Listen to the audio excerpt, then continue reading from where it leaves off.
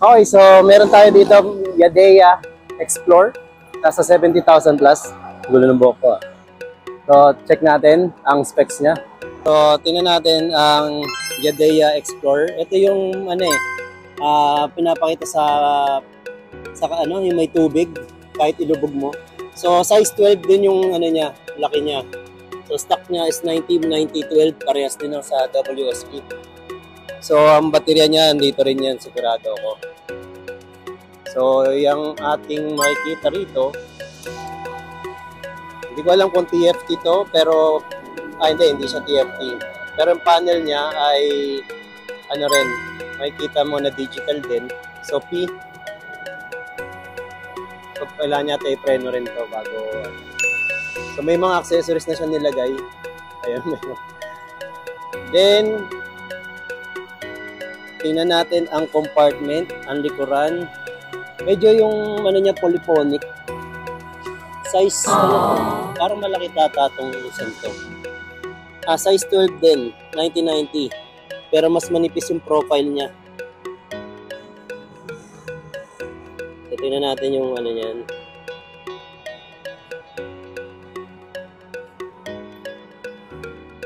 Ayan, tapos dual shocks din yung likuran. Then, naka-LED na yung likuran na mga ilaw, pati yung Then, pwede rin lagyan ng Pajero light. Yes! Then, walang talsik yan dahil sa laki ng cover niya rito. So, disc brake din siya. Epoch. So, disc brake. Parang isa lang yung piston niya. Wow! Yan. Ang basan niya ay ganun lang. So, meron palang dito. So, tingnan natin. Buksan natin yung compartment. Meron na sandalan agad. Ang laki ng compartment. Ganun kalaki.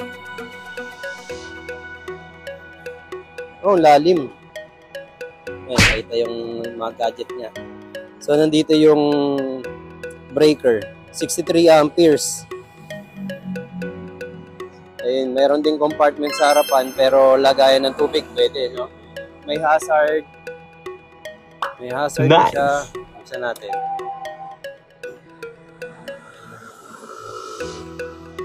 So, pag preno, ayan, okay na siya. So, check natin ulit kung nakaangat ang gulong. Okay. Bago natin pitikin. So, hazard. Naka-hazard pa siya. Ayan, naka-hazard. Ready na raw siya. So, tinanggal natin yung hazard. Lakas 78 agad. Tingnan natin kung may 1, 2, 3. Ano to? 1, 2, 3. Ayun yung may 1, 2, 3 dito. 1, 2 lang. 77. 1. Tingnan natin yung 1. 63. Layo ng difference. Ang laki ng dot 4. Oh. Laki ng niya, master. So, brake master. Ayan. Yan yung busina niya. Meron siyang parang booster ba to?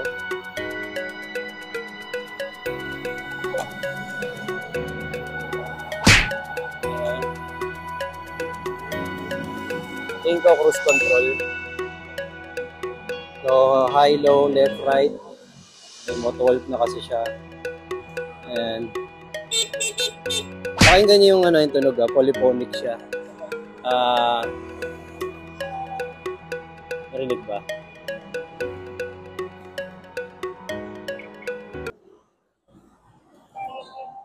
Ayun. So, para siyang polyphonic na Ayan. So, tingnan natin. Testing natin saglit to. So, ayan yung laki niya. Malaki din siya. Natin. Siyempre, kailangan i-unlock bago natin i-start. Lead acid pa siya kaya mabigat. Ayan. Ganun siya kabigat. So, andito lang tayo sa hindi natin kaya mag-helmet. Oh, malakas siya. So, ikot natin dito. May delay siya ng konti, pero mas tiyamak na mas maayos to sa malakas. Mas matulin pa to. Teka lang, tingnan natin. Naka number 2 tayo. Parang mabigat lang ng konti pero dahil sa lead acid siya, no? Diba? Testing natin ulit sa pang-ikot.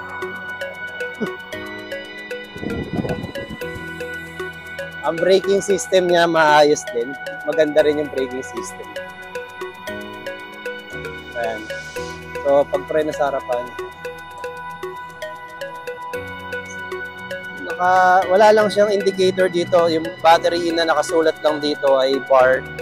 Pero yung mga ibang features like yung mga ilang percentage pa ang natitira, wala siyang ganun. So, yun. Malakas siya. Nagsi-77 siya.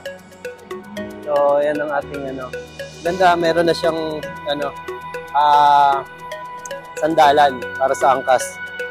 So, kung sakali yung angkas, malayo. Pwede pa. Comfort din, comfort. Ayun. Siyempre, shoutout natin si Anselmo. Diniliver pa tayo ng ano, mic. Ayan, so, ayan siya. Yung laki ko, sakto lang din sa laki niyan. Para siyang WSP lang din, kung titignan. Kung ako lang, papalitan ko yung shocks na mas malaki, mas mahaba, para tumangkad ng konti. Ayan. So, ayan. So, kita-kits na ulit tayo sa iba pang move.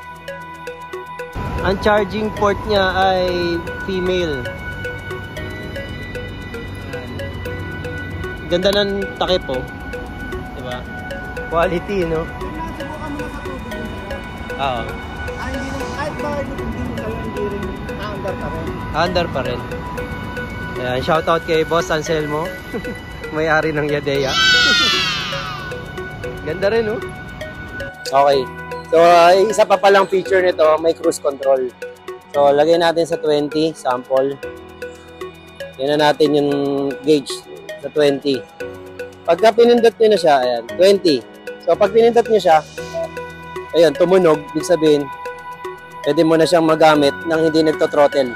Umiikot pa rin siya, yung gulong niya, na nakaset siya sa 20 na speed. Okay, so pag pinreno mo siya, balik ulit siya. Pwede ka na mag-throttle ulit. Preno or throttle pwede. Ayan. So, yun yung added features na itong Yadea. So, ito ay nasa 70,000 plus. Ayan. Lead acid, 38 amperes. Sa Caloocan, meron silang branch nito. Ayun. Ganda rin. Yung laki, no? Tangkad ko. Yan, comparison lang, no?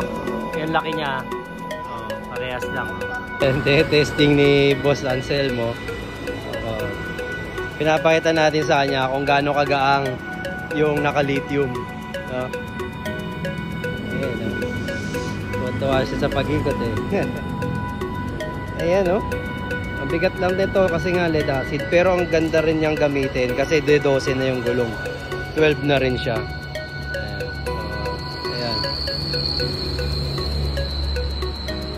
Ayan, yung likuran naman, tingnan natin.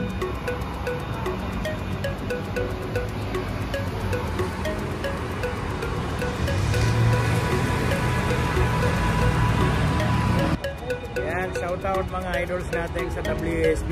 Kita-kita tayo, ride tayo. Yun. Ride tayo ng e-bike, no? E-bike talaga. E-bike lang sa Calab. So yun, maraming salamat, no? Dinalan pa tayo ni Boss Anselmo ng mic, no? Na-sponsoran pa tayo, guys. Siyempre, may kasama pang isa pang mic. Nasira po kasi yung mic natin sa naputol yung wire, kaya nawala yung audio dun sa kanina, kaya hindi tayo nakapag-vlog kanina ng ano. So yun, kita-kits po tayo sa mga naka-WSP. Shoutout sa inyo lahat dyan sa The Wasp Club. Happy New Year. Thank you.